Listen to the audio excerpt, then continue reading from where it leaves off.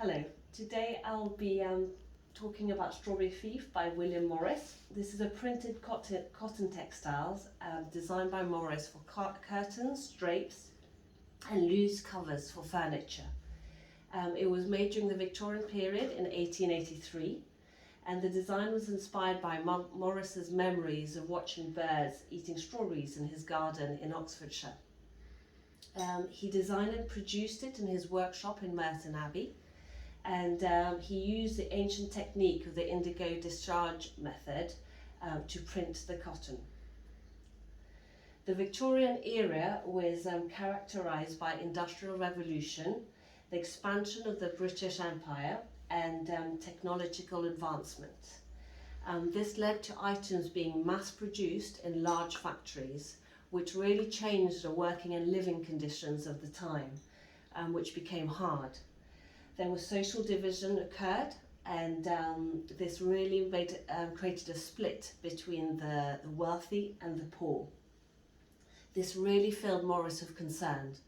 He was worried about the negative impact it had on society, which he found immoral, and he was also worried about the effects on the arts. He felt that poor quality and trivial designs were being produced. Morris was very much inspired by his visit to France and the cathedrals there. He found serenity and meaning in the architecture. He was deeply moved, in particular, by his visit to Rouen Cathedral, where he felt a real connection to the craftsmen that had worked on this cathedral. He also admired medieval tapestries and the Persian carpets. He admired the fact that it took generations of skilled craftsmen to perfect the art. He saw art as a transformative power to help solve the issues in society. He felt that art should be available to all and transcend societal division. He also, to achieve meaningful art, he advocated to use quality materials, traditional craftsmanship, and have a connection to nature. Morris became the leader one of the leaders in the arts and craft movement, which promoted these values. He opened Merton Abbey, his workshop, in 1881. He wanted to create a fair and happy working environment surrounded by beautiful landscapes. He felt that this would really encourage creativity. Morris conducted extensive research in ancient dyeing methods, and he perfected the art of the indigo discharge method. In 1883, he printed Strawberry Fief for the first time. He used indigo, so he would dye the fabric in indigo in large vats, then put the fabric on long tables, and using printing blocks, he would use bleaching agent to create the patterns, and again using the printed blocks to apply colours to the pattern using natural dyes. Strawberry Fief, I feel, is reminiscent of the medieval tapestries and Persian carpets. You can see similar colours to the Three Fates tapestry, which was very much admired by Morris. With the use of ancient techniques, he achieved vivid colours and intricate patterns. Strawberry Fief has a mesmerising effect. It really draws you in.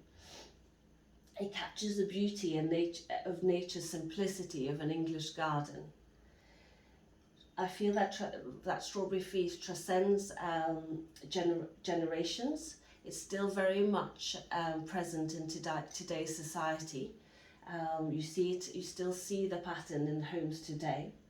And with this pattern, he communicates through time, such as like the cathedral craftsmen of the cathedrals in France. With the use of ancient techniques and good craftsmanship, he shows that emotive design can be produced. Sedela described Morris as using art as a weapon in the face of the unjust nature of the Victorian society. Morris uses a very different technique two other artists such as George Watts with his painting of Found Drown. Morris didn't highlight the issues by showing the pain and suffering of the time. Instead, he created beauty. With patterns such as Strawberry Fief, he wanted to show that there was a different way of life. He wanted to remind society of British heritage and British values. Strawberry Fief is an impactful design true to the arts and craft movement. It's made by skilled craftsmen. It uses quality materials, embraces nature, and inspires generations. There are nuances to Morris designs, although Strawberry Fief was designed with socialist ideas at the forefront. There are aspects which do raise questions. Dr. Leonard highlights the exploitative nature of the indigo production as a raw material. She also raises the potential pollution that might have occurred in the Wandle River by producing designs such as Strawberry Fief. McCarthy, McCarthy questions the creativity, if creativity could exist in producing designs such as Strawberry Fief, which relies on such a rigid dyeing process.